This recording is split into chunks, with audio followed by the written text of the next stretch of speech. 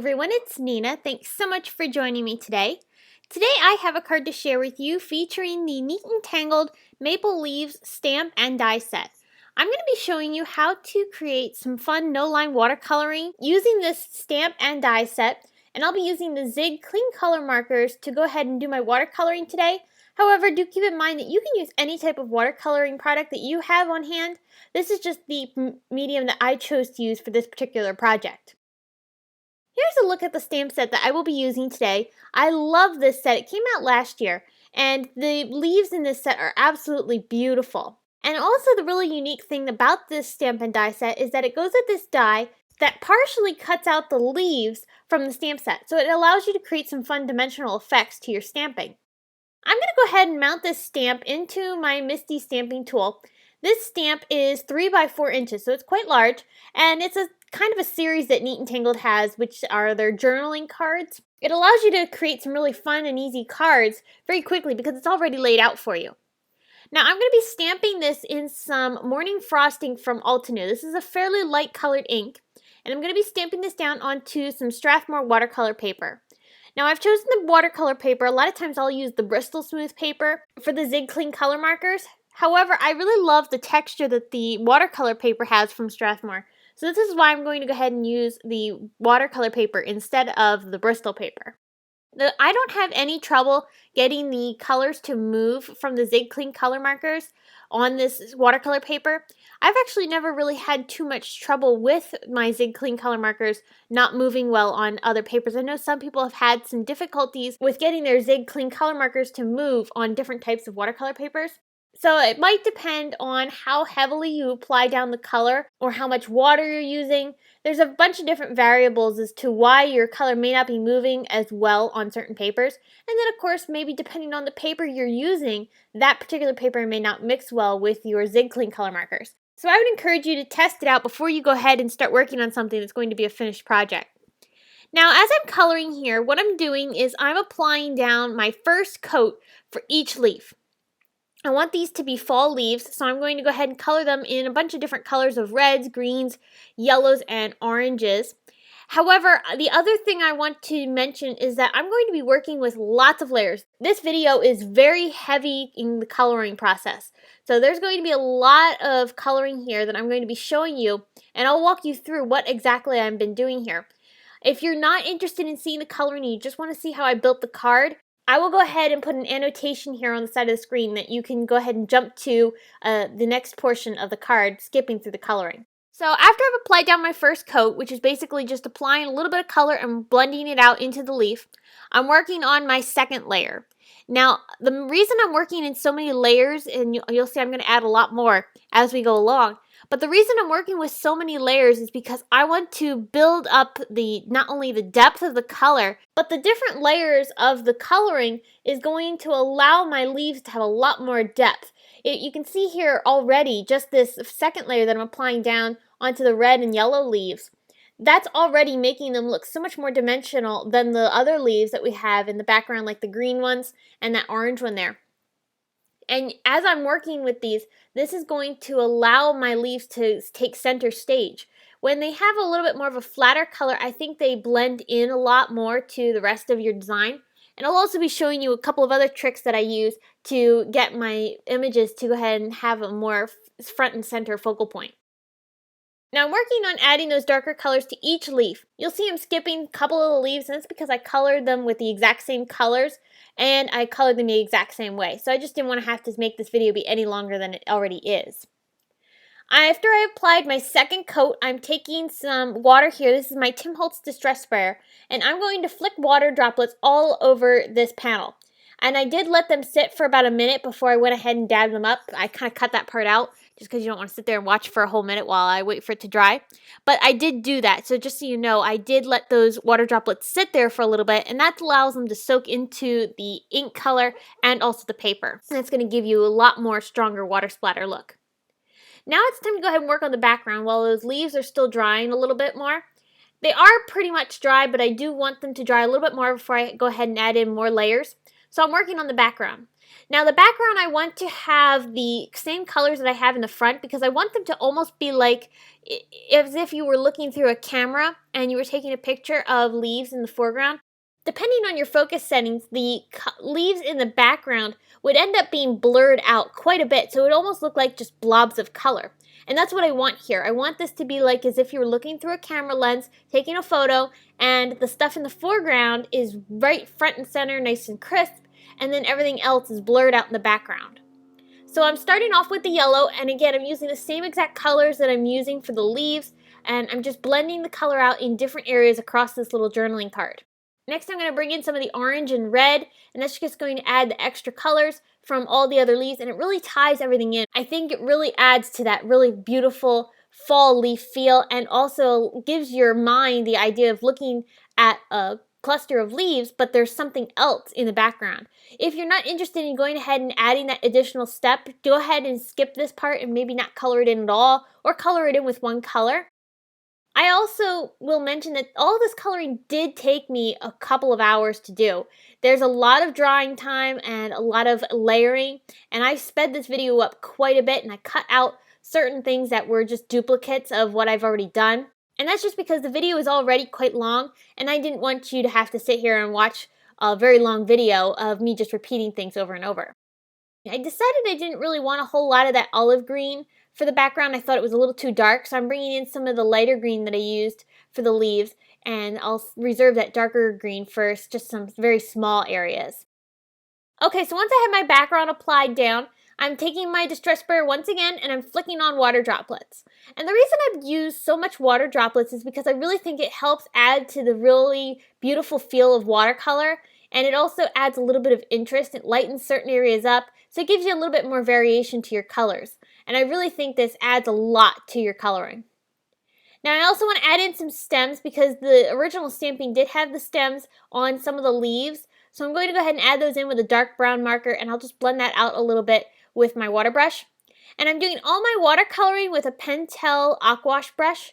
This is the large version, and the reason I chose such a large brush is because I love having a little less control because it helps me get a more artistic feel. Now it's time to go ahead and add in another layer to these leaves, and for this layer I'm using just my darkest colors, and that's because I want to make sure that I get a lot of really good depth and dimension, and those deeper, darker colors are what's going to help me get that look. If I kept adding some of the lighter colors on top, it just would not do it. It might add a little bit extra depth, but not the kind of contrast that I'm looking for. So I did that for all the leaves, and now I'm taking the blush marker from the Zig Clean Color set, and I'm adding that to the top and bottom portion of this little banner, the strip that's going across this card. I'm blending that out with the brush and some water, just because I want it to have a nice strong highlight in the center, and I only want the edges of the banner to have color on them. And that's just going to allow my sentiment to stand out a little bit more, but it still adds the color to the banner to help it keep it from being stark white, because I did not want it to be a stark white color.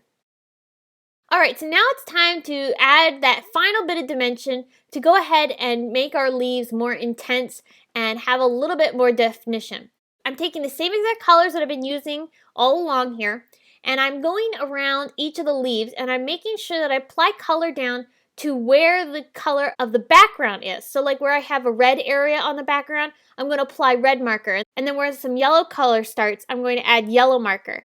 And this is basically just adding a drop shadow to the leaves. However, it's going to be in the same colors that we've been using in the background, and that's going to help the drop shadow not be super stark, but yet allow the leaves to have that nice lift off of the panel and really give them that nice defining edge.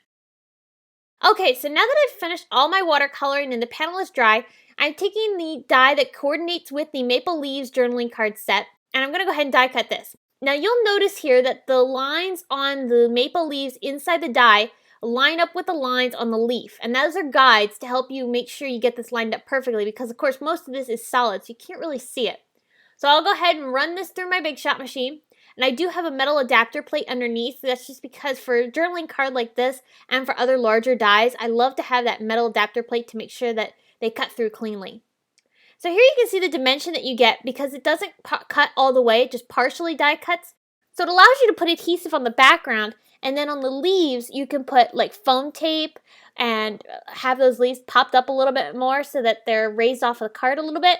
I love how it adds that extra bit of dimension. It's really, really beautiful. Okay, so now I'm going to stamp my sentiment. I want to stamp the sentiment in some Simon Says Stamp Clear ink because I want to heat emboss this with some copper embossing powder. So I'm taking the ink and I'm pressing that onto my sentiment, and then I'll use my Misty Stamping Tool door to go ahead and put that right over top of my journaling card. Now this sentiment is from the Scandinavian Prince stamp set, which is a fairly new stamp set from Neat Tangled. I really love the sentiments that are included in this set. I wanted something a little different than that was included in the Maple Leaf stamp set, and that's one thing I love about Neat Tangled style, that so many of their stamp sets have that really fun, beautiful handmade feel to them, and it really helps them be able to coordinate together so easily. So I'll go ahead and heat set that with my heat gun, and then I want to go ahead and create a backer for this. Now the backer I wanted to be from this wood paper. This is cherry wood paper. It's actually an envelope, and I'm going to go ahead and take the envelope apart because I want the paper. I don't want the envelope itself. These are from ARC, and I really love how beautiful these envelopes are, and this paper really is real wood. It feels like wood, and it has that great, almost like a veneer feel to it. And it's not very thick. It's about the same thickness of a thinner cardstock. I'm going to go ahead and run this through my Big Shot machine with that same metal adapter plate. And I'm going to use the frame journaling card die, which is from the Succulents journaling card die set. This also coordinates with the journaling card stamp set of the Succulents. Those are newer sets from Neat Tangled as well.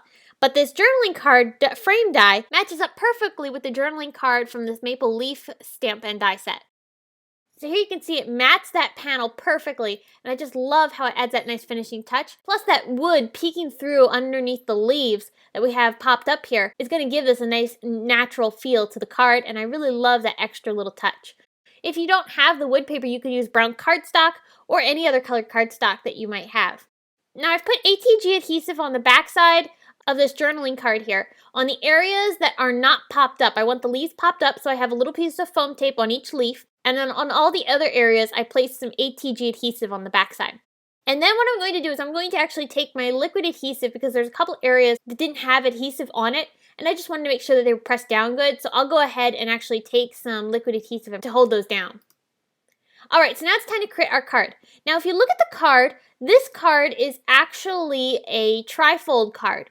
So the panels kind of overlap each other, and it allows you to kind of have 3 different panels to open up to get to the center of the card. It's also known as a gatefold card, which are very popular right now. I'm going to take this piece of paper here. This is 11 inches by 4 inches. And the reason I have it at this size is because I want the center area to mat the journaling card perfectly, and I want to have a little bit of overlap. So I'm going to put this into my Martha Stewart scoring board and score this paper at 3 inches on both sides. What I'm going to end up with is 3 inches on each side and then a 5-inch panel right in the center. So my card is going to end up being 4 inches by 5 inches, and this really mats up the journaling card perfectly. You can see here as I fold them and score them down with my bone folder, they overlap just a little bit, about 1 inch, and that's going to give me enough of an overlap to create this really fun trifold or gatefold card. So here you can see how it's going to work out. I love how this adds a fun interactive element to your cards. And the other thing I want to do is I want to add a little bit of die cutting to the edges. So here I'm taking a new border die from Pretty Pink Posh. This is the Scallop Borders die. And I'm going to go ahead and run this through my Big Shot machine to create a border edge on each side of the little 3-inch flaps that we've created. So as you can see, as I remove this die, it creates this beautiful scalloped border. I'm going to go ahead and do the same exact thing on the other side. I also want to add some stitching detail around all the other edges of this card. So what I'm going to do is I'm going to take this basic stitch line die that matched the stitching of the Pretty Pink Posh die pretty well. And I'm going to go ahead and run around all the edges of each of the 3-inch panels to go ahead and create that nice finishing stitching detail. I really think this finishes off a card nicely, and it's something I do to almost every card I make. Now I also want to take this little corner rounder here. This is a corner rounder from Fiskars, but you could use any type of corner rounder you have. I just wanted something that was going to round the corners of my card because the corners of the journaling card and the journaling card frame are both rounded as well. So I wanted the card base to match, so that way everything was a lot more cohesive. So here you can see how this is going to end up working out. So that little journaling card will sit on that front flap, and then the second flap opens up to the center area of the card. So what I'm going to do is I'm going to take some ATG adhesive and I'm going to put this on the front panel of our card base. And I'm just putting it on this panel because we want the other panel to open up. So we don't want to put it on the other panel because that would adhere the journaling card to both panels instead of just the one. So I'll go ahead and line this up right in the center. And here you can see as I have the card half open, how it has that great trifold design. Okay, so now I'm taking some jute here. This is from May Arts. This is a natural color.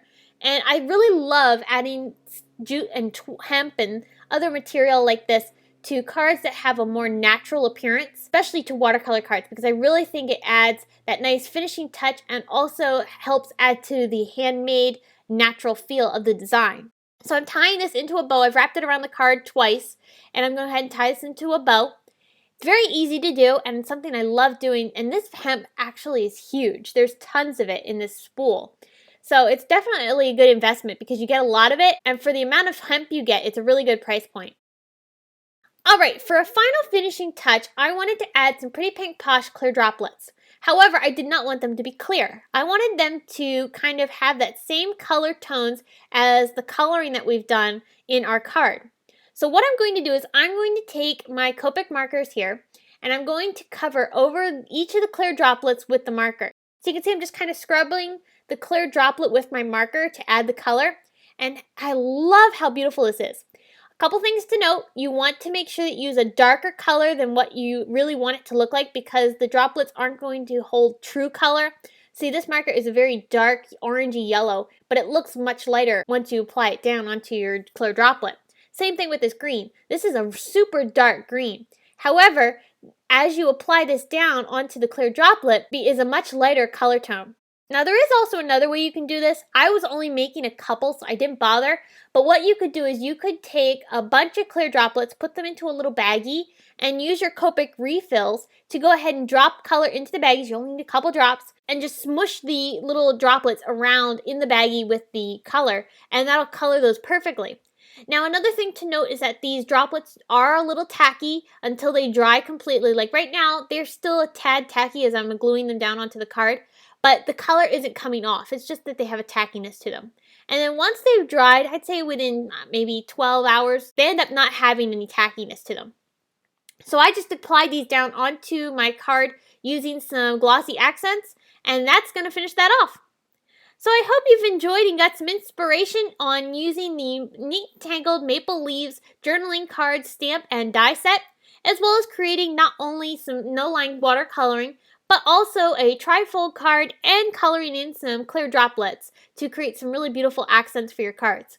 A lot of fun stuff included in this video, and I hope you've enjoyed it and got some fun inspiration. If you have any questions, please leave them in the comment section below, and head on over to the Simon Says Stamp blog where you can get more information on this card, including still pictures and products used. If you enjoyed this video, please give it a big thumbs up, subscribe to our YouTube channel, and you can connect with us on social media at Facebook, Instagram, Twitter, Pinterest, YouTube, as well as our blog. Thank you so much for watching. I will see you again next week.